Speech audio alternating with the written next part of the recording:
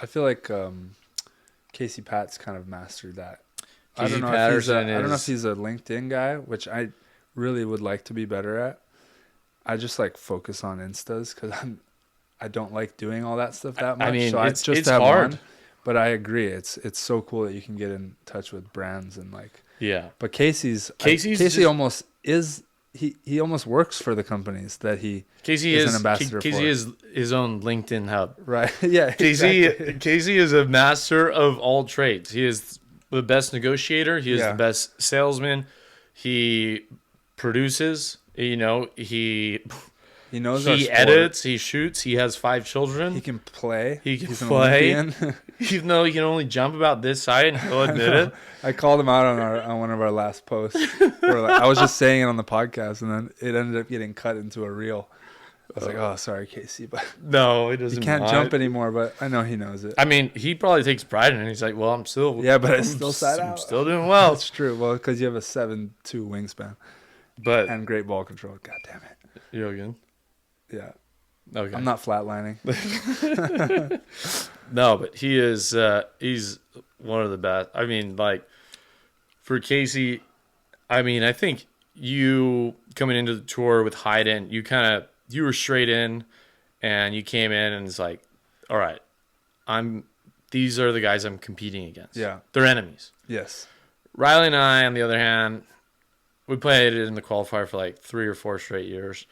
And so when we made those main draws, like walking in and like seeing like Rosie, Phil, Nick, Casey, Jake, like awestruck the first time we ever did it. And so like to look at that and like consider these guys friends or acquaintances at different levels, obviously, is just kind of really cool. And we've had a great relationship with Casey. He's so much fun to work with, so much energy, but we've learned a lot from him. He's definitely been a big influence on what we've done, but it's just kind of cool to, I always say it, to see the guys that you watched play, and you're like, dude, that guy, like what I was talking about earlier, there's your play on the court, and then there's the product that you're presenting, like and the impact you're having, not just with what you're doing as a player. And he did that better than anyone, and it taught me a lot. And like I said, like I was friends with Casey from day one because when I went overseas to Puerto Rico, he was on my team. So that was my first professional. Were you stoked about that? And what year was it? I mean, I was stoked, and I talked to Nygaard. I remember he's like, "Oh, Casey Patterson, yeah, he's an interesting guy." I think that's what Nygaard was. But that's coming from Nygaard. Yeah, of course. Yeah. And I was like, I don't know. Polar opposites. I was like, I don't know what to expect, but I'm playing with Casey Patterson in Puerto Rico. I'm there. He shows up a few days later. Comes to practice. I'm like, still laying low because I'm the new guy on the team in a Puerto Rican league. So only guy that's not Puerto Rican on the team. And Casey comes in the gym like he owns the place, dude. Just, what's up, player? Come over here. Let's go. Send me a 2-ball. Like I'm still putting my shoes on. He's out there bouncing 2 balls and like I don't even know if we're warming up yet. In this gym in Puerto Rico where there's like pigeons inside.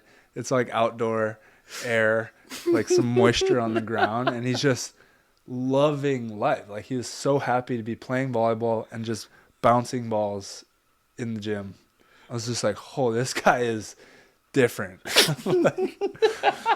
And then obviously, we're boys on the team. I was just kind of trying to figure out how to play professionally. He had already won an AVP or no, a few at that point. I forget what point in his career that was.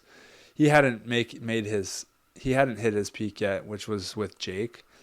But he had already won AVPs and was like a well-established player. So I was just like watching him, and he was just playing to the crowd. He was so amped up. I think he was just taking scoops of C4 to the face.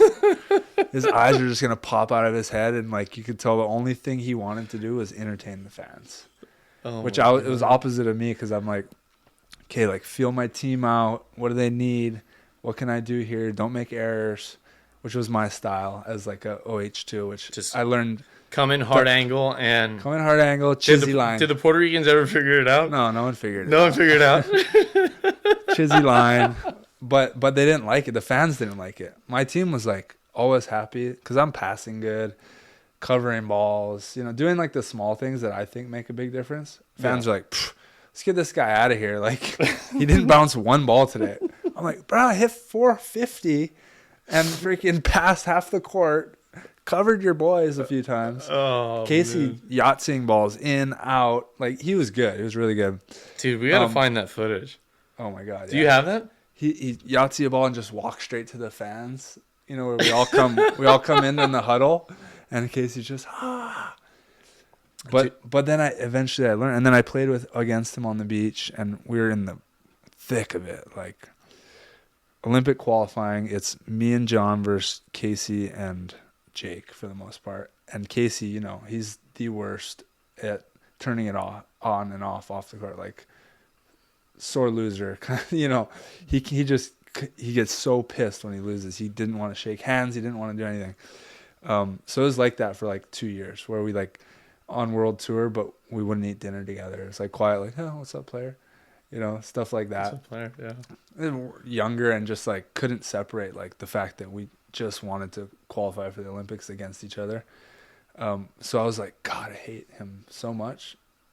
It was always respectful, and we always knew we had a good relationship. It was also so close. Yeah, it was so close. That race came down to the... Okay, and he's better than... Like, him and Jake were playing better than us. And they were a little less consistent, but they were better.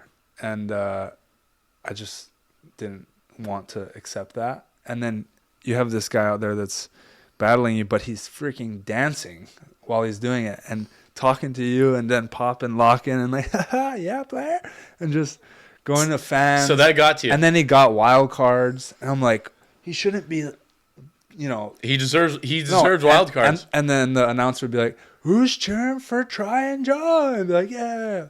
Who's cheering for Casey and Jake? Like, God damn it. And he's like, yeah, baby. He's just dancing for him and having fun. I'm like, And then I was like, eventually I'm just like, I can sit here and be salty about it, or I can just learn. Like, this guy's embracing the fans. Like, I kind of was always like, be in my zone and be focused on volleyball. Don't let anything external get in.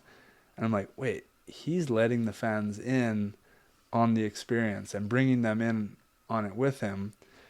And he got like wild cards. Like, Hannes was giving him wild cards to events that were very important and was affecting the Olympic race. And I was like, I need to learn from this guy because he's got something. So since then, I've been like, okay, embrace the fans. I'm not going to dance because that's not authentic. And it would be ugly. Yeah, I don't know what dance moves. I don't know. We'll see, maybe. If I need to. But like, that's when I learned like how much he's actually impacting the sport, and like I need to learn from the guy, not like, and obviously we kind of learned how to put the, you know, on the court, off the court, separate that a little better. Yeah. Over the years. And I just think he's done such a good job of it. He just lives and breathes it. I think you bring up a good point. Quick side note, I think Casey retiring and moving on to pickleball with his entertainment value and we status, need to talk about this. I'm going to make a prediction the next 2 years.